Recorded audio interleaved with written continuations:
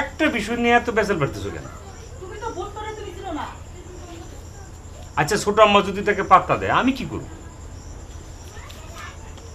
তুমি রিনার জন্য শুধু একটা পাত্র খুঁজে বের করো।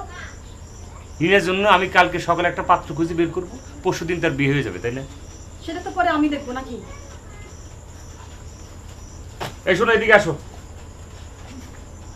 এদিকে আসো না, আসো আসো। তোমার একটা কথা বলি, সব কিছু নিয়ে তো জেদ করা ভালো না, বাস্তবতাটা সেটা বুঝতে হবে। চিলে কান নিয়ে গেছে এই কথাটা শোনার সাথে সাথে ভয়ে তুমি চিল তাড়ানো শুরু করলা। আগে নিজের কানটা দেখো ঠিক আছে কিনা। আমি কি বুঝাতে পারলাম মনি? বুঝবো না আবার? স্কুল মাস্টারের ঘরে জন্ম নিছি, স্কুল মাস্টারের সংসার করতে আসছি, আমারে তো ছাত্রীর মতো বুঝতেই হবে। এই শোনো শোনো শোনো শোনো, এদিকে এসো।